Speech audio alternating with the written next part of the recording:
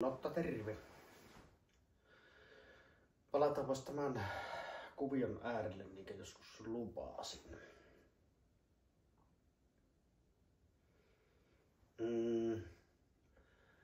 Ensimmäistä askeleista viimeksi puhuin ja joku oli sinne kommentoinut hyvin osuvasti, että se on haastavaa.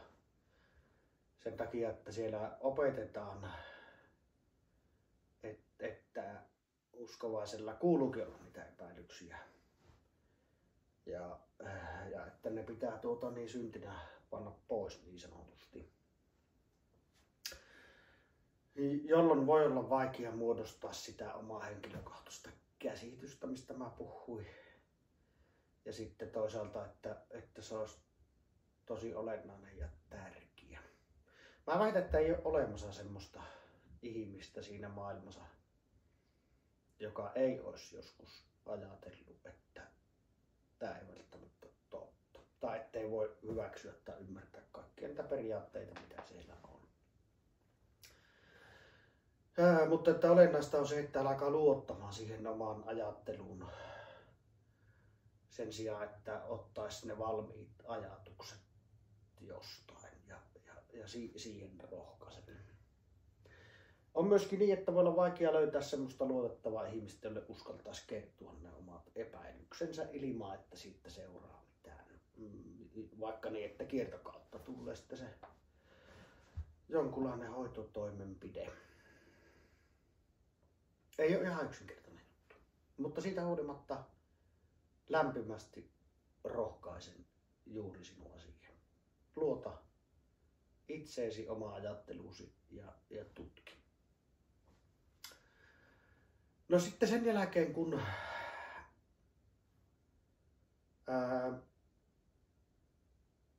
on tajunnut ja tullut siihen lopputulokseen, että jotkut asiat ei ole ehkä totta, niin siinä on niin ensinnäkin se, että myöntää itselle, että ajattelee niin, että siinä ei ole kyse mistään epäilyksistä, vaan että omasta mielestä, oman vakaumuksen mukaan nämä asiat on eri tavalla kuin mihin on tottunut aikaisemmin. Ja sen jälkeen tietysti on sitten se, että sanoo sen ääneen. Että sanoo sen ääneen itselleen. Minä ajattelen näin, minulla on siihen oikeus ja se ei ole syntiä eikä se ole väärin.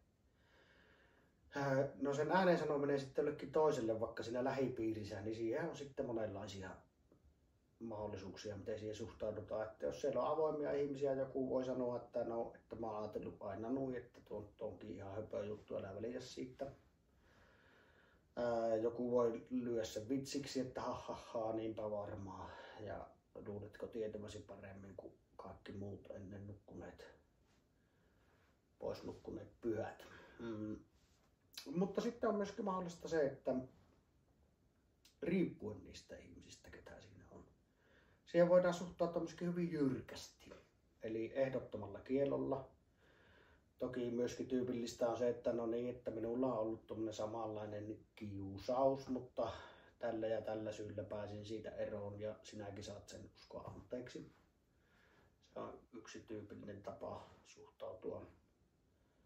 Mutta voi olla myöskin semmoinen tuuri, että kun aukaiset sitten viimeinkin suusi, niin löydätkin jonkun samalla tavalla ajattelua, jonka kanssa voit sitten peilata sitä ajatusta ja miettiä, että mitähän kaikkia tähän liittyy ja miksi ajattelen näin ja millä perusteilla se vanha opetettu on väärä. Ja mä rohkaisen sinua etsimään semmoiset, että vaikka se ensimmäinen, jolle sanot, niin potkaisee sua selkään, niin jatka sitä etsintää. Sä löydät kyllä semmoisen, joka on sun kanssa samaa mieltä ja jonka kanssa pystyt aidosti ja avoimesti keskustelemaan. Toki kannattaa varautua siihen, että kun keskustelet aidosti ja avoimesti jonkun kanssa, niin joku vuotaa sen keskustelun johonkin ja kohta saat puhelinsoiton paikallisen johtokunnan puheenjohtajalta. Tämmöistä on tapahtunut ja tapahtuu. Tiedän sen, vaikka moni medellään väittää, että sitä ei ole enää, mutta kyllä on. Varaudu siihenkin. Ja sitten, että jos et löydä sitä ajattelun sparraajaa siitä lähiympyrästä, niin kato vaan laajemmalle. Netistä löydät ihan takuu varmasti. Ja vaikkapa Facebookista löytyy monenlaisia vertaistukiryhmiä.